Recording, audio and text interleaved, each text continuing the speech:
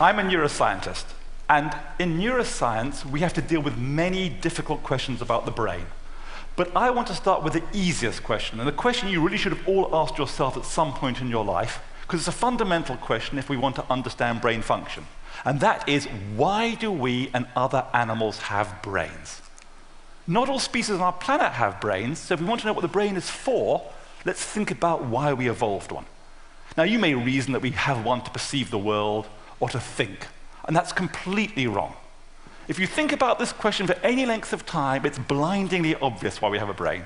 We have a brain for one reason and one reason only, and that's to produce adaptable and complex movements. There is no other reason to have a brain. Think about it. Movement is the only way you have of affecting the world around you. That's not quite true. There's one other way, and that's through sweating. But apart from that, everything else goes through contractions of muscles. So think about communication. Speech, gestures, writing, sign language. They're all mediated through contractions of your muscles. So it's really important to remember that sensory, memory, and cognitive processes are all important, but they're only important to either drive or suppress future movements. There can be no evolutionary advantage to laying down memories of childhood or perceiving the color of a rose if it doesn't affect the way you're going to move later in life. Now, for those who don't believe this argument, we have trees and grass on our planet without the brain, but the clinching evidence is this animal here, the humble sea squirt. Rudimentary animal, has a nervous system, swims around in the ocean in its juvenile life, and on some point in its life it implants on a rock, and the first thing it does in implanting on that rock, which it never leaves, is to digest its own brain and nervous system for food. So once you don't need to move, you don't need the luxury of that brain. And this animal is often taken as an analogy to what happens in universities when professors get tenure, but that's a different issue. So I am a movement chauvinist. I believe movement is the most important function of the brain. Let anyone tell you that it's not true. Now, if movement is so important, how well are we doing understanding how the brain controls movement? And the answer is we're doing extremely poorly. It's a very hard problem. But we can look at how well we're doing by thinking about how well we're doing building machines which can do what humans can do. Think about the game of chess. How well are we doing determining what piece to move where? If we put Garry Kasparov here when he's not in jail against IBM's Deep Blue, well, the answer is IBM's Deep Blue will occasionally win. And I think if IBM's Deep Blue played probably anyone in this room, it would win every time. That problem is solved. What about the problem of picking up a chess piece, dexterously manipulating it, and putting it back down on the board? If we put a 5-year-old child's dexterity against the best robots of today, the answer is very simple. The child wins easily. There's no competition at all. Now, why is that top problem so easy and the bottom problem so hard? One reason is a very smart 5-year-old could tell you the algorithm for that top problem, look at all possible moves to the end of the game, and choose the one that makes you win. So it's a very simple algorithm. Now, of course, there are a lot of moves, but with fast computers and some approximations, we come close to the optimal solution. When it comes to being dexterous, it's not even clear what the algorithm is you have to solve to be dexterous. And we'll see you have to both perceive and act on the world, which has a lot of problems. But let me show you cutting-edge robotics. Now, a lot of robotics is very impressive, but manipulation robotics is really still in the dark ages. So this is the end of a PhD project from one of the best robotic institutes, and the student has trained this robot to pour this water into a glass. It's a hard problem because the water sloshes about, but it can do it. But it doesn't do it with anything like the agility of a human. Now, if you want this robot to do a different task, that's another 3-year PhD program. There is no generalization at all from one task to another in robotics. Now, we can compare this to cutting-edge human performance. So what I'm going to show you is Emily Fox winning the world record for cup stacking. Now, the Americans in the audience will know all about cup stacking. It's a high school sport where you have 12 cups you have to stack and unstack against the clock in a prescribed order. And this is her getting the world record in real time.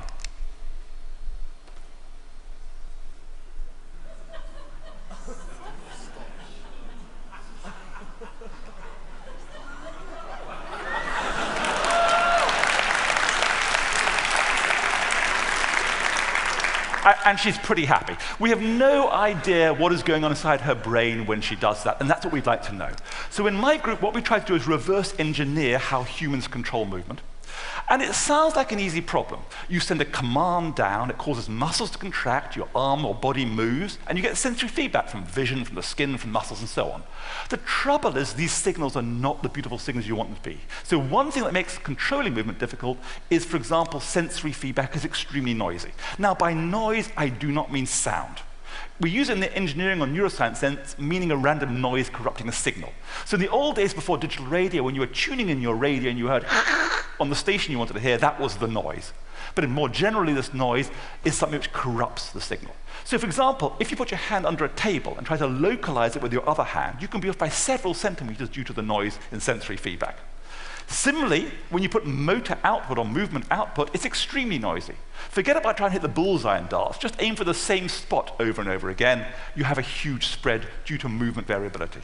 And more than that, the outside world or task is both ambiguous and variable. The teapot could be full, it could be empty, it changes over time.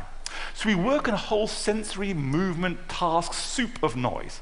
Now this noise is so great that society places a huge premium on those of us who can reduce the consequences of noise. So if you're lucky enough to be able to knock a small white ball into a hole several hundred yards away using a long metal stick, our society will be willing to reward you with hundreds of millions of dollars. Now, what I want to convince you is the brain also goes to a lot of effort to reduce the negative consequences of this sort of noise and variability. And to do that, I'm going to tell you about a framework which is very popular in statistics and machine learning over the last 50 years called Bayesian decision theory. And it's more recently a unifying way to think about how the brain deals with uncertainty. And the fundamental idea is you want to make inferences and then take actions. So let's think about the inference.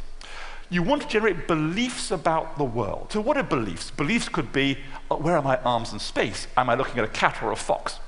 But we're going to represent beliefs with probabilities. So we're going to represent a belief with a number between 0 and 1, 0 meaning I do not believe it at all, 1 means I'm absolutely certain, and numbers in between give you the gray levels of uncertainty. And the key idea to Bayesian inference is you have two sources of information from which to make your inference. You have data, and data in neuroscience is sensory input. So I have sensory input, which I can take in to make beliefs, but there's another source of information, and that's effectively prior knowledge. You accumulate knowledge throughout your life in memories. And the point about Bayesian decision theory is it gives you the mathematics of the optimal way to combine your prior knowledge with sensory evidence to generate new beliefs. And I've put the formula up there. I'm not going to explain to you what that formula is, but it's very beautiful. And it has real beauty and real explanatory power. And what it really says is what you want to estimate is the probability of different beliefs given your sensory input. So let me give you an intuitive example. Imagine you're playing tennis, learning to play tennis, and you want to decide where the ball is going to bounce as it comes over the net towards you. There are two sources of information, Bayes' rule tells you. There's sensory evidence. You can use visual information, auditory information, and that might tell you it's going to land at that red spot. But you know that your senses are not perfect, and therefore there's some variability in where it's going to land, shown by that cloud of red, representing numbers between 0.5 and maybe 0.1. That information is available on the current shot. But there's another source of information, not available on the current shot, but only available by repeatedly experiencing the game of tennis. And that's that the ball doesn't bounce with equal probability over the court during a match. If you're playing against a very good opponent, they may distribute it in that green area, which is the prior distribution, making it hard for you to return. Now, both these sources of information carry important information, and what Bayes' rule says is I should multiply the numbers in the red by the numbers in the green to get the numbers in the yellow, which have the ellipses, and that's my belief. So it's the optimal way of combining information. Now, I wouldn't tell you all this if it wasn't that a few years ago we showed this is exactly what people do when they learn new movement skills. And what it means is we really are Bayesian inference machines. As we go around, we learn about statistics of the world and lay that down, but we also learn about how noisy our own sensory apparatus is, and then combine those in a real Bayesian way. Now, a key part to the Bayesian is this part of the formula. And what this part really says is I have to predict the probability of different sensory feedbacks given my beliefs. So that really means I have to make predictions of the future. And I want to convince you that the brain does make predictions of the sensory feedback it's going to get, and moreover, it profoundly changes your perceptions by what you do. And to do that, I'll tell you about how the brain deals with sensory input. So you send a command out, you get sensory feedback back, and that transformation is governed by the physics of your body and your sensory apparatus. But you can imagine looking inside the brain, and here's inside the brain. You might have a little predictor, a neural simulator of the physics of your body and your senses. So as you send the movement command down, you tap a copy of that off and run it into your neural simulator to anticipate the sensory consequences of your action. So as I shake this ketchup bottle, I get some true sensory feedback as a function of time on the bottom row, and if I've got a good predictor, it predicts the same thing. Well, why would I bother doing that? I'm going to get the sensory feedback anyway. Well, there's good reasons. Imagine as I shake the ketchup bottle, someone very kindly comes up to me and taps it on the back for me. Okay? Now I get an extra source of sensory information due to the external act. So I get two sources. I get you tapping on it, and I get me shaking it. But from my senses point of view, they're just combined together into one source of information. Now, there are good reasons to believe that you would want to be able to distinguish external events from internal events, because external events are actually much more behaviorally relevant than feeling everything that's going on inside my body. So one way to reconstruct that is to compare the prediction, which is only based on your movement commands, with the reality, and any discrepancy should hopefully be external. So as I go around the world, I'm making predictions of what I should get, subtracting them off, everything left over is external to me. What evidence is there for this? Well, there's one very clear example where a sensation generated by myself feels very different than generated by another person. And so we decided the most obvious place to start was with tickling.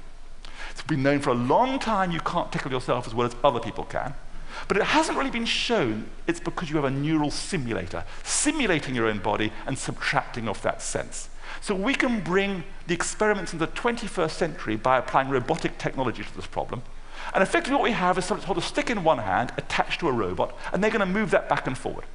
And then we're going to track that with a computer and use it to control another robot, which is going to tickle their palm with another stick.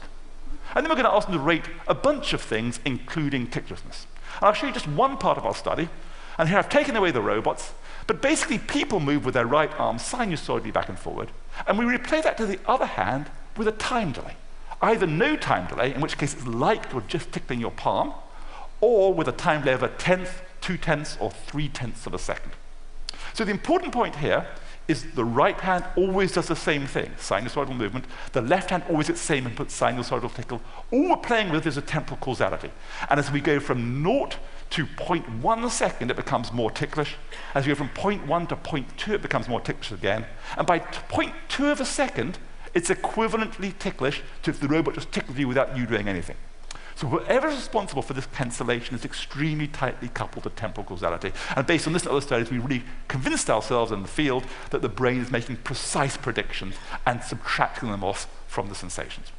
Now, I have to admit, these are the worst studies my lab has ever run, because the tickle sensation of the palm comes and goes. You need large numbers of subjects at these stars, making them significant. So we were looking for a much more objective way to assess this phenomenon. And in the intervening years, I had two daughters. And one thing you notice about children on back seats of cars on long journeys, they get into fights, which starts off with one of them doing something to the other one retaliating, and it quickly escalates. And children tend to get into fights which escalate in terms of force. Now, when I scream at my children to stop, sometimes they would both say to me, the other person hit them harder. Now, I happen to know my children don't lie. So I felt as a neuroscientist it was important how could I explain how they were telling inconsistent truths. And we hypothesized, based on the tickling study, that when one child hits another, they generate the movement command. They predict the sensory consequences and subtract it off. So they actually think they've hit the person less hard than they have, rather like the tickling. Whereas the passive recipient doesn't make the prediction, feels the full blow. So if they retaliate with the same force, the first person will think it's been escalated. So we decided to test this in the lab. Now, we don't work with children, we don't work with hitting, but the concept is identical. We bring in two adults and we tell them they're going to play a game. And so here's player one and player two sitting opposite each other. And the game is very simple. We start off with a motor, with a little lever, with a little force transducer. And we use this motor to apply a force down to the player one's fingers for 3 seconds, and then it stops. And that player's been told, remember the experience of that force, and use your other finger to apply the same force down to the other subject's finger through a force transducer. And they do that.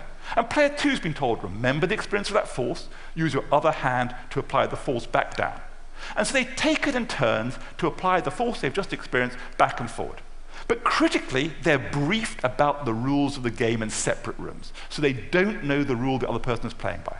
And what we can measure is the force as a function of turns. And if we look at what we start with, 1/4 Newton there, a number of turns, perfect would be that red line. And what we see in all pairs of subjects is this: a 70% escalation in force on each go. So it really suggests, when you're doing this, based on this study and others we've done, that the brain is cancelling the sensory consequences and underestimating the force it's producing.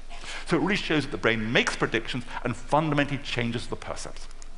So we've made inferences, we've done predictions, now we have to generate actions. And what Bayesian says is, given my beliefs, the action should in some sense be optimal. But we've got a problem. Tasks are symbolic. I want to drink, I want to dance. But the movement system has to contract 600 muscles in a particular sequence, and there's a big gap between the task and the movement system. So it can be breached in infinitely many different ways. So think about just a point-to-point movement. I could choose these two paths out of infinite number of paths. Having chosen a particular path, I can hold my hand on that path. There's infinitely many different joint configurations. And I can hold my arm in a particular joint configuration, either very stiff or very relaxed. So I have a huge amount of choice to make. Now, it turns out we are extremely stereotypical. We all move the same way, pretty much. And so it turns out we're so stereotypical, our brains have got dedicated neural circuitry to decode the stereotypy. So if I take some dots and set them in motion with biological motion, your brains have circuitry to understand instantly what's going on. Now, this is a bunch of dots moving. You will know what this person's doing, whether they're happy, sad, old, young, a huge amount of information. If these dots were cars going around a racing circuit, you would have absolutely no idea what's going on. So why is it we move the particular ways we do? Well, let's think about what really happens. Maybe we don't all quite move the same way. Maybe there's variation in the population, and maybe those who move better than others have got more chance of getting your children into the next generation. So on evolutionary scales, movements get better. And perhaps through life, movements get better through learning. So what is it about a movement which is good or bad? Imagine I want to intercept this ball. Here are two possible paths to that ball. Well, if I choose the left-hand path, I can work out the forces required in one of my muscles as a function of time. But there's noise added to this. So what I actually get, based on this lovely, smooth, desired force, is a very noisy version. So if I play the same command through many times, I will get a different noisy version each time, because noise changes each time. So what I can show you here is how the variability of the movement will evolve if I choose that way. If I choose a different way of moving, on the right, for example, then I'll have a different command, different noise playing through a nonlinear system, very complicated. All we can be sure of is the variability will be different. If I move in this particular way, I end up with a smaller variability across many movements. So if I had to choose between those two, I would choose the right one because it's less variable. And the fundamental idea is you want to plan your movements so as to minimize the negative consequence of the noise. And one intuition to get is that actually the amount of noise or variability, as I show here, gets bigger as the force gets bigger. So you want to avoid big forces as one principle. So we've shown that using this, we can explain a huge amount of data, that exactly people are going about their lives planning movements so as to minimize negative consequences of noise. So I hope I've convinced you that the brain is there and evolved to control movement. And it's an intellectual challenge to understand how we do that. But it also is relevant for disease and rehabilitation. There are many diseases which affect movement. And hopefully, if we understand how we control movement, we can apply that to robotic technology. And finally, I want to remind you, when you see animals do what look like very simple tasks, the actual complexity of what's going on inside their brain is really quite dramatic. Thank you very much.